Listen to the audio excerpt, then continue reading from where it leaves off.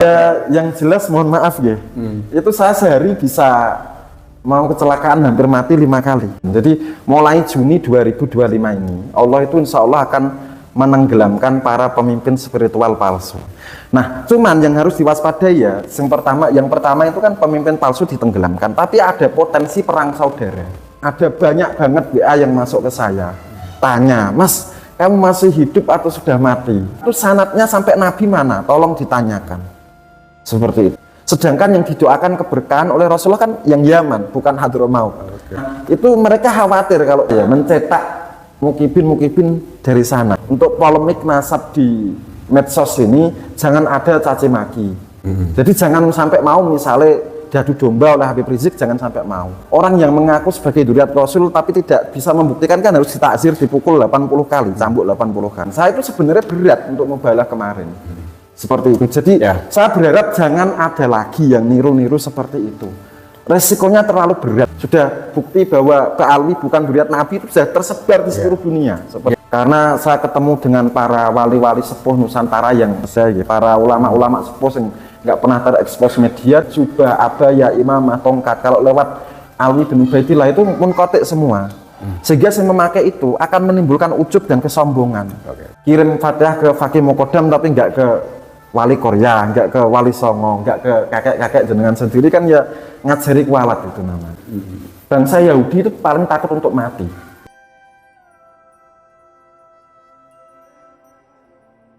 Ada beberapa hal yang saya yakin akan disampaikan oleh Mas Maulana Ishak kepada pemirsa, kepada kita semuanya terkait dengan perkembangan polemik para habib, polemik Pak Alawi di tanah air yang sudah berjalan setidaknya 3 tahun berjalan ini dan belum selesai.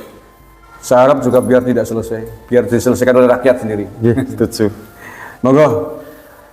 Ya, yang pertama saya menghimbau kepada seluruh warga Indonesia yang Muslim ya, terutama ya, yang ada di NU atau Muhammadiyah atau bahkan selain agama Islam. Jadi baru-baru ini ada salah seorang Gus dari Bojonegoro yang tidak bisa saya sebutkan namanya. Gus itu wafat selang 41 hari dari sumpah mubalahnya. Nah, saya berharap kepada seluruh warga Indonesia Raya untuk menghentikan caci maki dan framing terhadap beliau. Jadi yang sudah dianggap sudahlah, jangan dicaci maki, jangan di framing, jangan dikatakan mati membela kejahilan, mati dalam keadaan mukibin atau apa, jangan. Itu saudara Islam kita.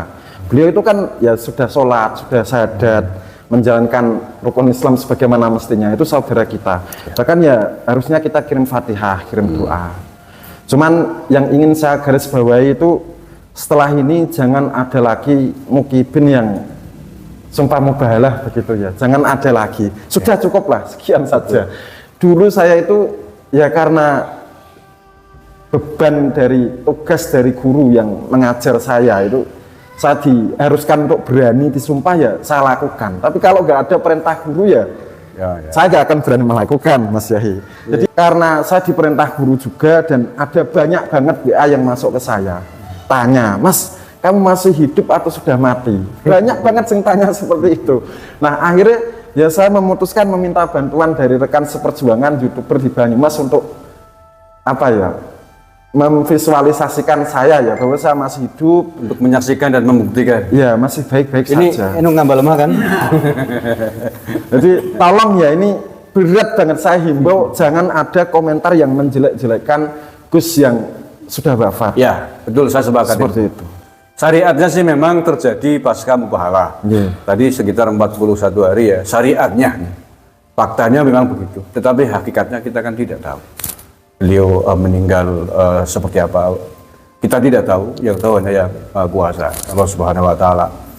Syariat kewajiban kita sebagai sesama Muslim yang mendoakan. Saya sepakat. Kita doakan mudah-mudahan beliau husnul khotimah. Amin, amin, amin. Oke, lanjut Gus. Nah, kemudian yang selanjutnya saya itu kepengen apa ya, mengingatkan para warga Indonesia yang masih jadi mukibin para habib. Jadi dalam keilmuan agama, terutama dalam segi tarekat, dan ilbas sirkoh tarekat itu kan sanatnya harus sambung ke Rasulullah. Oke. Ya, jadi sanat tarekat itu sanat ilbas sirkoh tarekat, semisal jubah, kemudian imamah atau burdah, bahkan cincin itu harus ada sanatnya sampai Rasulullah. Nah, semisal sanat dari tarekat kami, tarekat Satoriyah Wasadiriyah dan tarekat misalnya Qadiriyah, Naqsabandiyah, itu ilbas tarekat hirkohnya ya, itu sampai ke Imam Ali, sampai ke sahabat Umar melalui jalur Uwais Al-Qarni dan seterusnya. Anda bisa periksa di kitab Simtul Majid karya Syekh Ahmad Al-Qusasi. Jadi Habib-Habib itu kalau ijazah sanatnya dari imamah, jubah, abaya, kemudian burdah, itu kalau dia lewat Ubaidillah ke Ahmad bin Isa ya, lewat Alwi Ubaidillah kemudian Ahmad bin Isa itu munqati, Mas Yai. Jadi sebenarnya mereka ya pakaiannya tidak bernilai hirqah tarekat, hanya sekedar gimmick untuk menipu orang-orang yang bisa tertipu oleh casing gitu. Nah, kalau dalam tarekat ya sebenarnya pakaian mereka tidak ada asar barokahnya kalau dilewatkan Ubaidillah ya. Jadi kalau Habib itu masih membanggakan hirqah atau pakaian, tanya, dia dapat ijazah jubah warna putih, kemudian imamah, kemudian selendang atau burdah, abaya jubah luar, tongkat, itu sanatnya sampai Nabi mana? Tolong ditanyakan. Seperti itu. Kalau nggak bisa tanya ya orang cari uang dengan kedok agama begitu saja. Atau mungkin itu pakaian sanad dari Yaman barangkali? Ya kalau punya Habib pasti sanad dari bukan Yaman, Mas Zai, Hadramaut. Hadramaut ya? Hadramaut. Ya, Hadramaut kan Yaman? Nah, berbeda karena zaman Rasulullah, waktu Rasulullah yang dikatakan Yaman itu adalah bukan yang Hadramaut. Jadi ada Al-Yamani dan ada Al-Hadrami. Sedangkan yang didoakan keberkahan oleh Rasulullah kan yang Yaman, bukan Hadramaut. Nah, Habib-Habib itu kan bukan di Yaman, tapi di Hadramaut. Marganya bukan Al-Yamani, tapi Al-Hadrami. Hadrami dan Tarim ya? Iya, Tarim itu kan di Hadramaut. Ya. Jadi di situ ya bagaimana ya? Saya kemarin itu dilapori sama pergerakan PWI di Kalimantan Selatan bahwa di Kalsel itu sendiri ada 22 dai yang lulus dari Universitas Al-Aqaf Yaman, Hadramaut ya, maksudnya ya. Hadramaut. Nah, itu mereka khawatir kalau ya mencetak mukibin dari sana. Nah, saya himbau kalau jenengan itu kepengen mempelajari tarekat, tasawuf secara benar, itu jenengan bisa ke Mesir, ke Al-Azhar yang banyak ulama, sanad keilmuannya sambung sampai Rasulullah, atau ke kota Fes di Maroko, Universitas Az-Zaituna, atau misalnya ke Suriah. Di situ saja, jangan ke Hadramaut, jangan. Nanti jenengan diajari ajaran halu. Kan gitu. Sedangkan kalau tarekat Ba'alwi sendiri, tarekat yang dijalankan oleh para Habib-Habib itu munqati. Karena sanad talqinnya kalau dilewatkan Ubaidillah, ya, dilewatkan Alwi bin Ubaidillah ke Ahmad Al-Muhajir itu gak pernah ditalqin, Mas Yai. Ya kalau nasabnya saja munqati, otomatis yang lain-lain juga munqati kan. Seperti itu. Jadi mohon beralih ke ulama Nusantara, ke Gus Nusantara seperti itu. Tapi saya menghendaki bahwa untuk polemik nasab di medsos ini jangan ada caci maki. Tetap dalam ranah ilmiah yang santun yang bisa diverifikasi kebenarannya seperti itu. Ya kita sebenarnya juga berharap begitu. Ya kita sebenarnya berharap tidak ada caci maki. Ilmiah ya dengan ilmiah gitu. DNA ya dengan DNA, sejarah dengan sejarah. Tapi yang sudah-sudah yang banyak yang mendahului caci maki itu kan mereka. Nah maka yang manusia lah ya. Manusia kan ukuran takarannya ya tetap manusia gitu. Samut diinjak pun gigit kan begitu. Nah sana nantang gelut ya sini ya masa diem aja gitu. Kita kan punya Jawa itu punya apa namanya pepatah ngalah ngalih ngamuk kan gitu. Ngalah sudah, ngalih sudah. Dibiarin lama-lama mau nguasain rumah kita ya kita usir kan begitu. Iya, setuju. Kalau prinsip kalau mereka sana memang waras gitu ya yuk ilmu dengan ilmu gitu. DNA ya dengan DNA. Sejarah dengan sejarah. Tapi faktanya yang kita temui hari ini ya begitu, kita ungkap kajian nasab seperti yang sudah dilakukan oleh Kiai Ahmad gitu ya. Semua sudah tahu berjilid-jilid. Nah, buru-buru pihak Ba'alawi menjawabnya dengan kualitas yang sama, tapi malah dengan caci maki. Nah, itu bagaimana ya? Serba susah juga. Cuman saya ingin menghimbau kepada para yang dihimbau Ba'alawi aja yang. Nah, Ba'alwi dan warga negara kita sendiri. Kalau warga negara kita udah jadi begini, kalau untuk warga negara kita yang masih jadi mukibin sampai sekarang, jangan mau jenengan itu diprovokasi untuk dibenturkan dengan saudara jenengan sendiri. Jadi jangan sampai mau misalnya diadu domba oleh Habib Rizik, jangan sampai mau. Kita diam saja, udahlah, biarkan ini di ranah ilmiah. Jangan sampai diseret ke perang saudara. Jangan mau dibentur-benturkan. Itu untuk warga negara.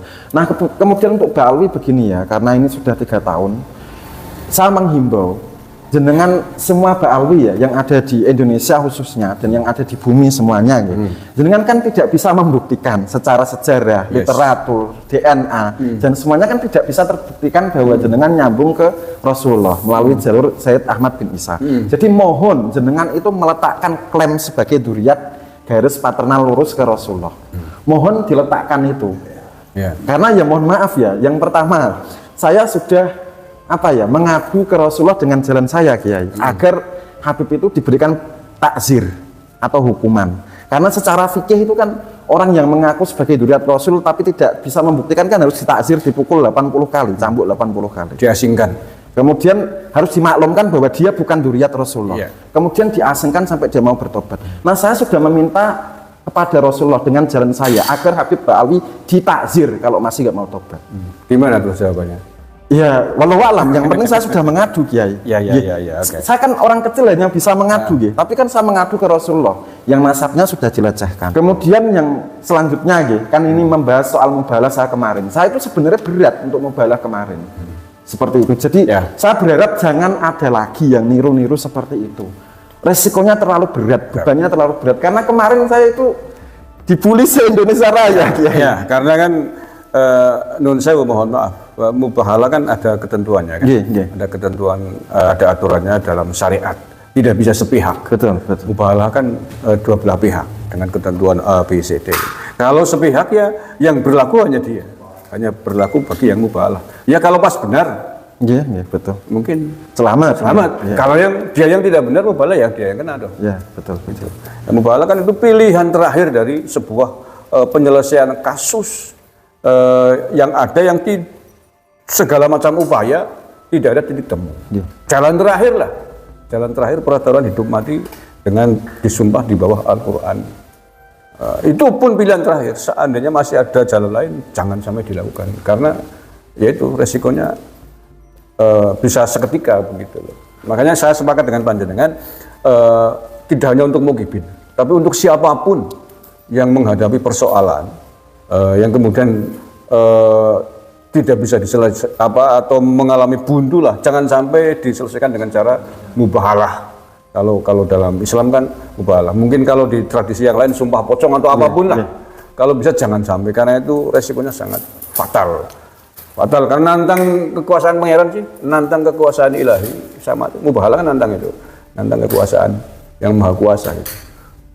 Makanya itu pilihan terakhir yang saya pernah ngaji, itu pilihan terakhir. Kalau jangan sampai mubahalah, walaupun dengan cara dan syariat yang benar sekalipun dengan ketentuan. Apalagi mubahalah kok sendirian. Ya kalau memang dia benar, kalau salah di pihak yang salah ya dia yang kena. Saya sepakat. Untuk kemudian ya ini, jadi saya ini kan seorang praktisi falak, ya. Jadi secara perhitungan falak dalam tiap 165 tahun itu Allah akan memperbaharui suatu zaman. Jadi mulai Juni 2025 ini Allah itu insya Allah akan menenggelamkan para pemimpin spiritual palsu. Juni 2025 ini berarti saat bulan-bulan ini Allah akan memulai siklus baru, menenggelamkan pemimpin-pemimpin spiritual palsu. Itu dari mana?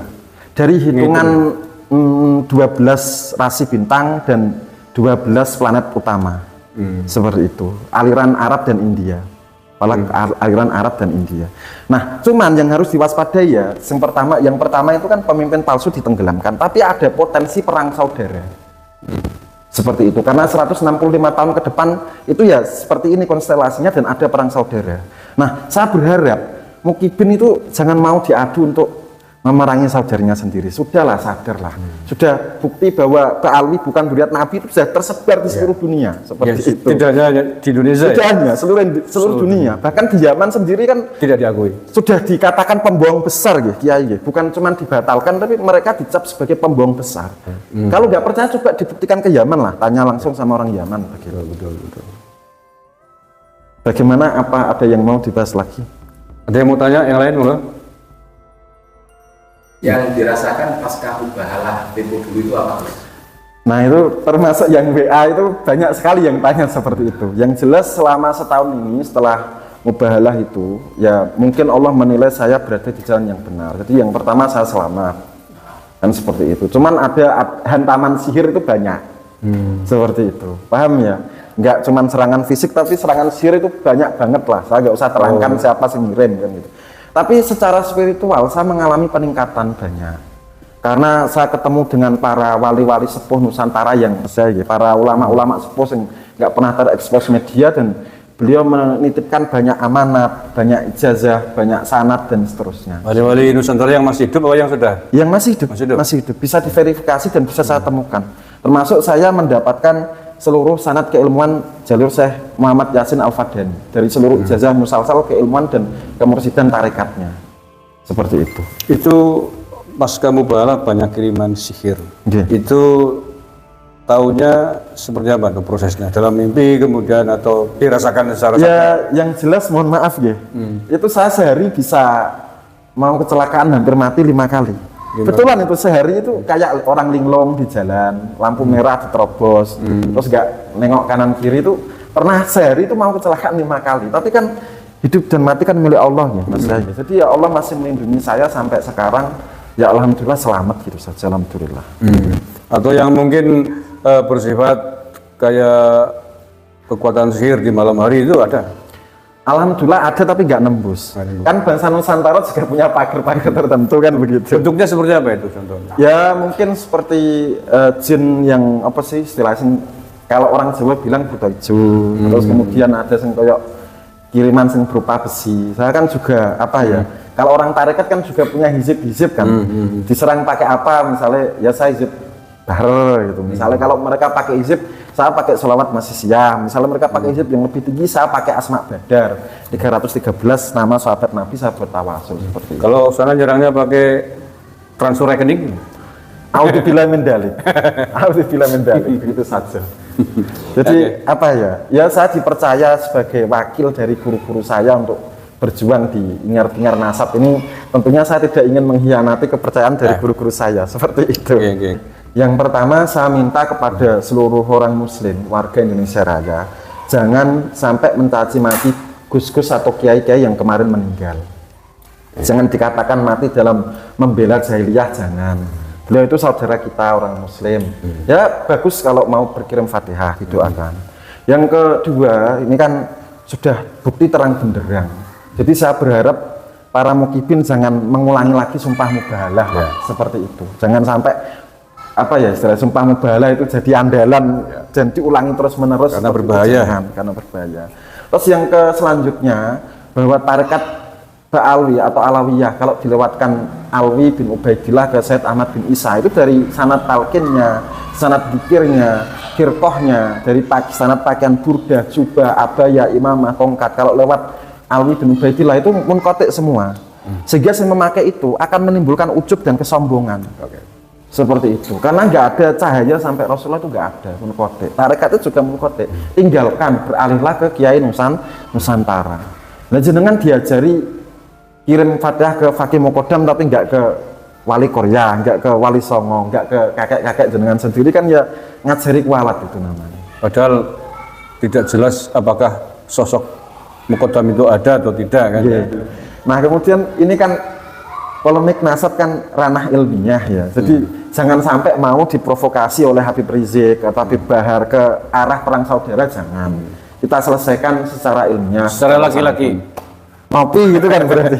Jangan sampai ditarik ke ranah perang saudara. Kalau mau perang ya mereka sendiri yang nah, kalau Pak Alwi mati sendiri nggak apa-apa. Jenengan itu pasti cuma akan jadi tumbal, jadi tameng aja. Bangsa Yahudi itu paling takut untuk mati. Seperti itu. Di Quran surat Jum'ah kan seperti itu. Makanya Fataman nawal mautain kuntum sodikin. Tantanglah kematian wahai Yahudi ke Alwi. Kalau kamu memang merasa sebagai wali. Seperti itu. Kira-kira cukup begitu ya. Terima kasih. Matur nuwun Gus Ishak. Mudah-mudahan panjenengan sehat selalu. Amin. Waras selalu. Amin. Selalu dalam lindungan Yang Maha Kuasa. Amin. Ya Rabbal Alamin. Amin.